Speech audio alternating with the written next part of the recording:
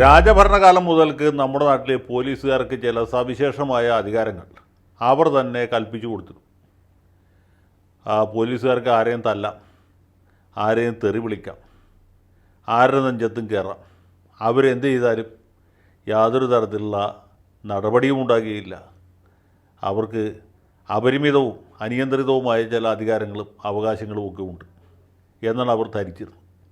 രാജഭരണകാലത്ത് അങ്ങനെയായിരുന്നു. തിരുവിതാംകൂറിലും കൊച്ചിയിലും പോലീസുകാർക്ക് പല സവിശേഷമായ അധികാരങ്ങളും ഉണ്ട്. ബ്രിട്ടീഷ് മലബാറിലും സ്ഥിതി വളരെ ഒന്നും വ്യത്യാസമായിരുന്നില്ല. അവർ ഇതുപോലെയൊക്കെ തന്നെ അനിയന്ത്രിതമായ അധികാരങ്ങൾ ഉപയോഗിച്ചു. രാജ്യത്തിൻ്റെ മറ്റ് പല ഭാഗങ്ങളിലും ഇതൊക്കെ തന്നെയായിരുന്നു സ്ഥിതി. തിരുവിതാംകൂറിലും കൊച്ചിയിലും മാത്രമല്ല, മറ്റ് രാജഭരണം നിലനിന്ന സംസ്ഥാനങ്ങളിലും ബ്രിട്ടീഷ് പ്രൊവിൻസുകളിലുമൊക്കെ പോലീസുകാർക്ക് വലിയ അധികാരമുണ്ടായിരുന്നു. എൻ്റെ കുട്ടിക്കാലത്തൊക്കെ പറഞ്ഞു കേട്ടിരുന്നു, ഈ പോലീസ് സ്റ്റേഷനിൽ ചെല്ലുമ്പോൾ ഇടത്തെ കാല് വെച്ച് കയറി കഴിഞ്ഞാൽ പോലീസുകാർ തല്ലും. നീ ഇവിടെ മുടിപ്പിക്കാൻ വന്നാണോടാ എന്ന് ചോദിച്ചു. ഇനി വലത്തെ കാല് വെച്ച് കയറി കഴിഞ്ഞാൽ നീ ഇവിടെ സ്ഥിരതാമസത്തിന് വന്നാണോ എന്ന് ചോദിച്ച് തല്ലും. അപ്പോൾ ഇങ്ങനെ ആണ് പോലീസ്. ഇടത്തെ കാല് വെച്ച് കയറിയാലും വലത്തെ കാല് വെച്ച് കയറിയാലും തല്ല് കമ്പൽസറിയാണ്. അപ്പോൾ ഇങ്ങനെയൊക്കെ ഉണ്ടായിരുന്ന കാലമാണ്. നമുക്കറിയാം, ഈ രാജ്യത്തിന് സ്വാതന്ത്ര്യം കിട്ടിയിട്ട് 75-76 കൊല്ലമായി. ഇപ്പോഴും വലിയ മാറ്റമൊന്നുമില്ല. ജനാധിപത്യം പൂത്തുലഞ്ഞ് നിൽക്കുകയാണ്. പക്ഷേ പോലീസിൻ്റെ അധികാരങ്ങൾ കുറയാതെ നിൽക്കുന്നു. അതിൻ്റെ കാരണം എന്ന് വെച്ചാൽ ഈ ഭരിക്കുന്ന പാർട്ടിക്ക് വേണ്ടിയിട്ട് വീടുപണി ചെയ്യുന്നവരാണ് മിക്കവാറും സമയത്ത് പോലീസുകാർ. ഭരണവർഗത്തിൻ്റെ ദാസന്മാരാണ്. അതുകൊണ്ടാണ് നമ്പൂരിപ്പാട് പറഞ്ഞ് പോലീസിൻ്റെ ലാത്തി എന്ന് പറഞ്ഞ ഓടക്കുഴലല്ല, അത് മനുഷ്യരെ തല്ലാനുള്ളതാണ്. മറിച്ച് കോൺഗ്രസ്സുകാർ ഭരിക്കുമ്പോൾ ഈ ലാത്തി ഓടക്കുഴലാക്കണം എന്നാണ് ഇവരുടെ ആവശ്യം. അപ്പോൾ അങ്ങനെ സർക്കാർ മാറി വരുന്നതനുസരിച്ച് പോലീസിൻ്റെ രീതികളും വ്യത്യാസം വരും. ഇതുപോലെ ഒക്കെ നടക്കുന്ന കാലത്ത് ഈ ജനസേവകന്മാരായ ജനപ്രതിനിധികളുടെ ഉത്തരവാദിത്വം എന്താണ്? പോലീസുകാരെ നിയന്ത്രിക്കുക, പോലീസുകാരുടെ അമിതാധികാര പ്രവണതകളെ ചോദ്യം ചെയ്യുക, അവരെ നിലക്ക് നിർത്തുക എന്നുള്ളതാണ്. അപ്പോൾ ഈ കാര്യത്തിൽ നമ്മുടെ നാട്ടിലൊരു മാതൃകാ ജനപ്രതിനിധി എന്ന് പറയുന്നത് PV അൻവർ MLA ആണ്. അൻവർ നമുക്ക് എല്ലാവർക്കും അറിയാം. അദ്ദേഹം വെറും ഒരു MLA അല്ല. ഇപ്പോൾ മലപ്പുറം ജില്ലയിൽ തന്നെ വേറെ 15 MLA-മാരുണ്ട്. അധികം പേര് ലീഗുകാരാണ്. കുഞ്ഞാലിക്കുട്ടി മുതൽക്ക്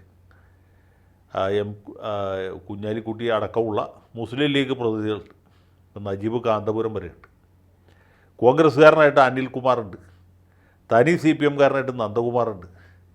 പിന്നെ പാർട്ടി സ്വതന്ത്രന്മാരായിട്ട് KT ജലീലും V അബ്ദുറഹിമാനും ഉണ്ട്. അബ്ദുറഹിമാൻ ഇപ്പോഴും മന്ത്രിയാണ്, ജലീൽ മുൻ മന്ത്രിയാണ്. അപ്പോൾ ഇവരൊക്കെ ഉണ്ട്. പക്ഷേ അവർക്ക് ആർക്കും ഇല്ലാത്ത സവിശേഷമായ ചില അധികാരങ്ങളും അവകാശങ്ങളും ചില നിലപാടുകളുമുള്ള ആളാണ് PV അൻവർ. മാത്രമല്ല, അദ്ദേഹത്തെ നേരിട്ട് എതിർക്കുന്നവരെ പുള്ളി നേരിട്ട് കൈകാര്യം ചെയ്യും. ഇനി അല്ലാത്തവരെ ഫേസ്ബുക്ക് വഴിക്ക് അല്ലെങ്കിൽ സാമൂഹ്യ മാധ്യമങ്ങൾ വഴിക്ക് വിചാരണ ചെയ്യും. ഇദ്ദേഹം നാട്ടിൽ അധികം സമയം ഉണ്ടായിരുന്നു വരില്ല. ചിലപ്പോൾ ഐവറി കോസ്റ്റിലായിരിക്കും, ചിലപ്പോൾ അങ്കോളയിലായിരിക്കും, ചിലപ്പോൾ ഖാനയിലായിരിക്കും. അതൊഴിച്ച് ബാക്കി സമയത്ത് നിലമ്പൂരോ അല്ലെങ്കിൽ ആ പരിസര പ്രദേശങ്ങളിലൊക്കെ ഉണ്ടാകാൻ സാധ്യതയുണ്ട്. പക്ഷേ അൻവർ ഉണ്ടെങ്കിലും ഇല്ലെങ്കിലും ഒരു അരങ്ങാണ്. അൻവറിൻ്റെ ഒരു അരങ്ങ് എന്ന് പറഞ്ഞാൽ അതിഭയങ്കരമാണ്. അപ്പോൾ അങ്ങനെ ഇരിക്കുമ്പോഴാണ് ഈ മലപ്പുറം പോലീസ് മേധാവി ശശിധരൻ എന്നാണ് അദ്ദേഹത്തിൻ്റെ പേര്, പോലീസ് ഓഫീസേഴ്സ് അസോസിയേഷൻ്റെ മീറ്റിങ്ങിൽ എത്തിച്ചേരാൻ അല്പം വൈകി എന്ന് പറഞ്ഞ് അൻവർ ഇദ്ദേഹത്തെ ഇരുത്തിപ്പോരിച്ചത്. നിർത്തിപ്പോരിക്കാന്ന് പറയും, അത് വലിയ ഇരുത്തിപ്പോരിച്ചു. ഒരു SP ആണെന്ന് ചോദിച്ചാൽ അങ്ങനെ നേരം വൈകി വരാനൊന്നും പാടില്ല. പ്രത്യേകിച്ച് ജനപ്രതിനിധിയായി ഞാൻ ഇവിടെ വന്നു, ഒന്നല്ല 2 ചായ കുടിച്ചു. എന്നിട്ടാണ് SP വന്നത്. SP വരാത്തതുകൊണ്ട് മീറ്റിംഗ് തുടങ്ങാൻ വൈകി. ഈ ജനപ്രതിനിധികൾ യാതൊരു തിരക്കില്ലാത്തവരാണെന്ന് വിചാരിച്ചു. പിന്നെ SP-യുടെ ചില കൊള്ളരായ്മകളും അദ്ദേഹം പറഞ്ഞു. ഇദ്ദേഹത്തിൻ്റെ പാർക്കിൽ നിന്ന് എന്തോ മോഷണം പോയി, അത് ഇതുവരെ കണ്ടുപിടിക്കാൻ SP-ക്ക് പറ്റിയിട്ടില്ല. കാര്യം നാട്ടിൽ ഒരുപാട് കൊലപാതകങ്ങൾ നടക്കുന്നുണ്ട്, കവർച്ചകൾ നടക്കുന്നുണ്ട്, ബലാത്സംഗങ്ങൾ നടക്കുന്നുണ്ട്. ഇതൊക്കെ അന്വേഷിക്കണം. അതിന് പുറമേ അല്ലെങ്കിൽ അതിനൊക്കെ മുമ്പായിട്ട് ചെയ്യേണ്ടിയിരുന്നത് ബഹുമാനപ്പെട്ട MLA-യുടെ കളവ് പോയ മുതൽ കണ്ടുപിടിക്കുക എന്നുള്ളതായിരുന്നു. ഇനി അന്വേഷിച്ചിട്ട് കിട്ടിയില്ലെങ്കിൽ സ്വന്തം കയ്യിൽ നിന്ന് കാശ് കൊടുത്ത് പറഞ്ഞ് മേടിച്ച് വയ്ക്കുക എന്നുള്ളതായിരുന്നു. അത് ചെയ്തില്ല.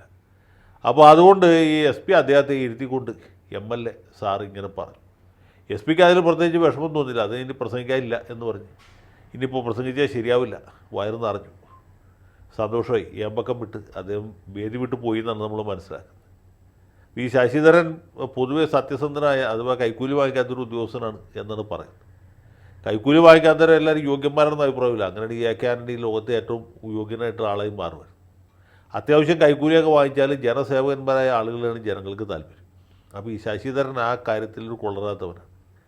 അദ്ദേഹത്തെ ബഹുമാനപ്പെട്ട എസ് പി അദ്ദേഹത്തെ ബഹുമാനപ്പെട്ട MLA ഇരുത്തി പൊരിച്ചു കഴിഞ്ഞപ്പോൾ MLAയുടെ ആരാധകരായ സഖാക്കളൊക്കെ വളരെ ആവേശഭരിതരായി.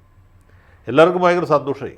ഇത് ഒരു MLA എങ്കിലും പറഞ്ഞല്ലോ, ഈ ലീഗുകാരായ MLAമാരെ പോലെയല്ല, അല്ലെങ്കിൽ നന്ദകുമാറിനെ പോലെയോ ജലീലിനെ പോലെ അബ്ദുറഹ്മാനെ പോലെയോ അല്ല, ഒരു ഉശിരൻ MLA ആണ് PV അൻവർ സാഹിബ്. ഇത് പറഞ്ഞപ്പോൾ മൊത്തം പുള്ളിയുടെ ആരാധകരും വളരെ സന്തോഷഭരിതരായി. പോലീസ് ഓഫീസേഴ്സ് അസോസിയേഷനും വലിയ തൃപ്തിയായി. നമ്മൾ വിളിച്ചു വരുത്തിയ ഒരു വേദിയിൽ വെച്ച് നമ്മുടെ മേധാവിയായ പോലീസ് മേധാവിയെ ഇദ്ദേഹം വധിച്ചപ്പോൾ, ഇരുത്തി പൊരിച്ചപ്പോൾ സാധാ പോലീസുകാർക്കും പോലീസ് ഓഫീസർമാർക്കൊക്കെ വലിയ സന്തോഷമായി. അവർ പറഞ്ഞ് ഇതൊക്കെ സ്വാഭാവികമാണ്, ഞങ്ങളുടെ വേദിയിൽ ആളുകളെ വിളിച്ചു വരുത്തുന്നത് ഞങ്ങളെ ഗുണദോഷിക്കാൻ വേണ്ടിയിട്ടാണ്, ഞങ്ങളെ നേർവഴിക്ക് നടത്താൻ വേണ്ടിയിട്ടാണ്, ഞങ്ങളെ വഴിതെറ്റി പോകാതിരിക്കാൻ വേണ്ടിയിട്ടാണ്. ഏതായാലും ആ ചരിത്രപരമായ ഉത്തരവാദിത്തമാണ് MLA സാറ് നിർവഹിച്ചത്. ഈ IPS അസോസിയേഷൻ എന്ന് പറഞ്ഞ് വേറൊരു സാധനമുണ്ട്, അതിലെ അംഗമാണ് ഈ ശശിധരൻ. അതേ ഒരു കൺഫേർഡ് IPSകാരനെന്ന് ഞാൻ മനസ്സിലാക്കുന്നത്.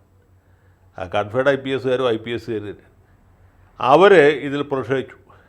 അങ്ങനെ ഒരു ജനപ്രതിനിധി ജില്ലാ പോലീസ് മേധാവിയെ ഇരുത്തി ബാധിച്ചത് ശരിയായില്ല. പുള്ളിക്ക് വല്ല പരാതി ഉണ്ടെങ്കിൽ കടലാസിൽ എഴുതി കൊടുക്കാൻ, അല്ലെങ്കിൽ രഹസ്യമായിട്ട് കണ്ട് ചെവിയിൽ പറയാമായിരുന്നു. അതിന് പകരം ഒരു മുതിർന്ന പോലീസ് ഉദ്യോഗസ്ഥനെ ഇങ്ങനെ വേദിയിലിരുത്തി, അതും ടെലിവിഷൻ ക്യാമറകളുടെ മുമ്പിൽ ആക്ഷേപിച്ചത് ശരിയായില്ല എന്ന്.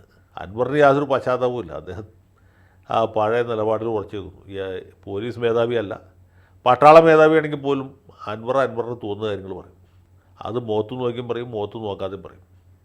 കേൾക്കുന്നവർ സഹിക്കാൻ മാറുള്ളൂ. കാരണം അൻവറിനെ ജനങ്ങൾ തെരഞ്ഞെടുത്ത് നിയമസഭയ്ക്ക് വിട്ട് ഇങ്ങനെയുള്ള കാര്യങ്ങൾ പറയാൻ വേണ്ടിയിട്ടാണ്. പണ്ട് നമുക്ക് PC ജോർജ് ഉണ്ടായിരുന്നു, ഇപ്പോൾ PC ജോർജ് ഇല്ല. ആ സ്ഥാനത്തേക്ക് അൻവർ സാഹിബ് ഉയർന്നു വന്നിരിക്കുകയാണ്. സത്യത്തിൽ എനിക്ക് അദ്ദേഹത്തോട് വലിയ ബഹുമാനമാണ്. ഇങ്ങനെയുള്ള ആളുകൾ വേണം.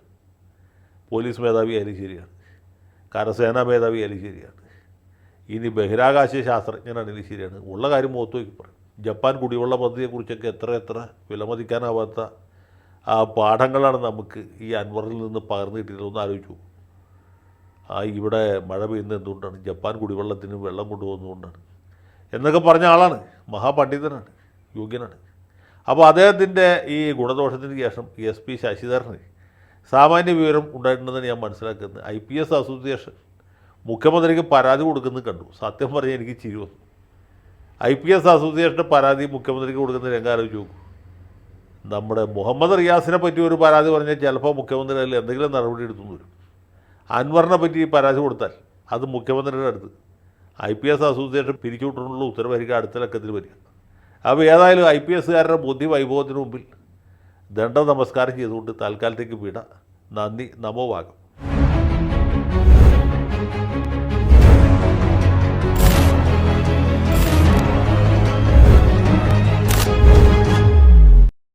കൂടുതൽ വാർത്തകളും വിശേഷങ്ങളും നിങ്ങളിലേക്ക് എത്താൻ ABC മലയാളം സബ്സ്ക്രൈബ് ചെയ്യുക, ബെൽ ബട്ടണും അമർത്തുക.